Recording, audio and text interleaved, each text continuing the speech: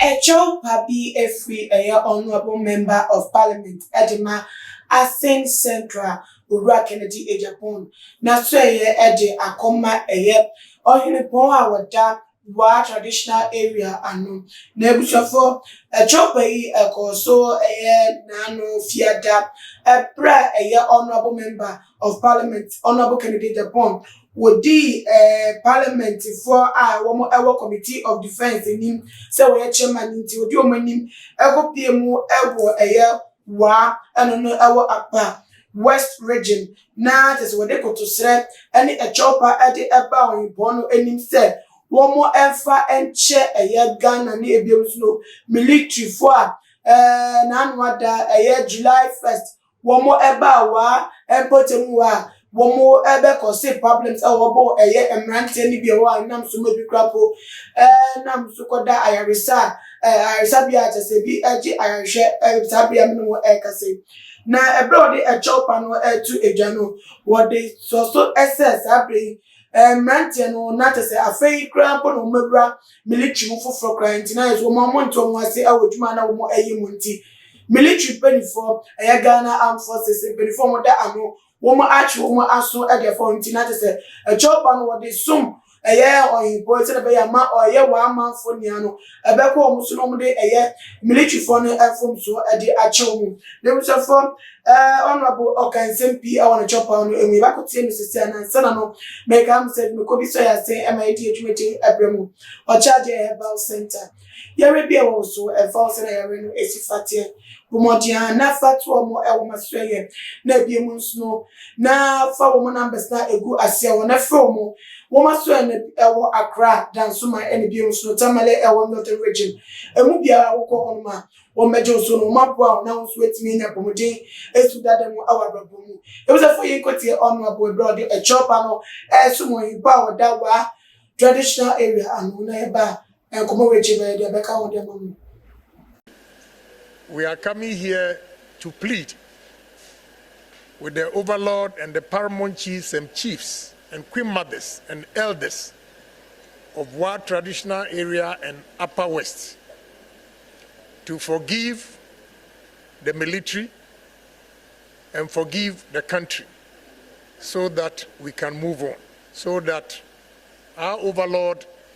will plead with his citizens. I know the respect he commands. So whatever he says, I know his children,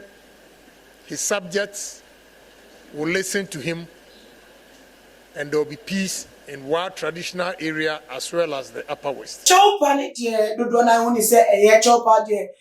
so fumo bi na hu na opa ni chopa die diara etimi esechia na kuma dendende na woni so se mmomwani hu pa so na ode yesade na boa ema ne eba ne sa berifokra ese kasade we etachira akuma dendende etina the chopa no honorable member of parliament as chairman of committee of defense of parliament wodi parliament ni medi abaye ni adekoto wa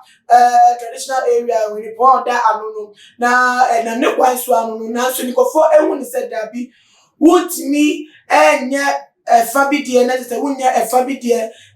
and to say two wrongs never make a right, and I said one right and one wrong will never make things proper. It's not a sense of a man for when he said the honorable wetimi abren wasi who said or a chairman of the committee of defense na minti wedina so edina abanya nemu edi akọ wa Upper West edi chopa edi odomini se Ghana man munya wedi odomini edi chopa akoto wa traditional area paramount chief for that no enim dia na what se fata say ebiem nso no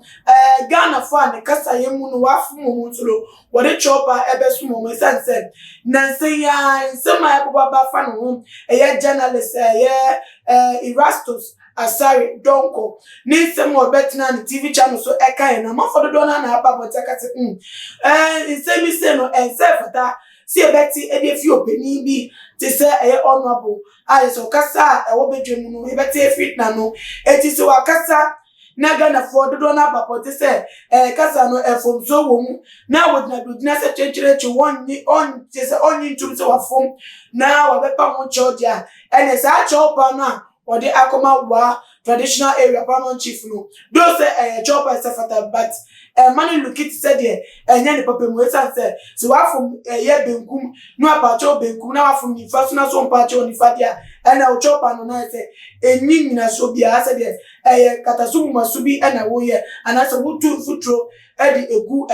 ekofo eni sunti sa eni adwunte dia aba efa honorable nature power the akoto wa traditional council benipa oda no ni pon oda no enim na ni niam na busuafo sister na ensem no esifa ekoye 1st July incident at military for ko bro amante no ebrate no ewowa ehono no ekebetimi di enso so bebre na abre o man Ghana asema ana eja yedum no sonko ano na ase honom no edere kakra ehumse military for no betu ja say wo ma sanhye emrante no na so ma troma so wakwan bi so na so say ya sanhye omo o ma so na omo ti omo kroma ade atu omo no ya mfa choba nkwa na se ko kakita de obi so ancho omo won ma kebetimi adane asem foforo say military force so there we say ekon and omo dinti say timemofo wo yaude etia military awo man mu na say enkoye da chi bi emo man ti say choba no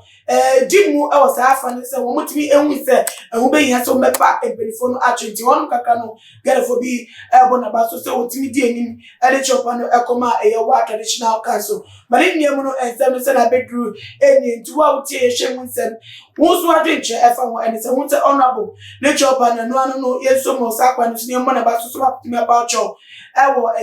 wa traditional area paramount chief and na himfo wo matwesha enim anase se wampa journalist Erastus acho eni Ghana fa wo do bia wonye mo kaseti anti choba wesu no endimu so no adwe obi an bo mo de na fatudwa ewo comment section na biem so share video way on all the social media platforms. Follow Tuma GH on Instagram, Twitter so at Tuma GH _ Facebook so Tuma GH. Most fun na ama orisweni makram ni ababa.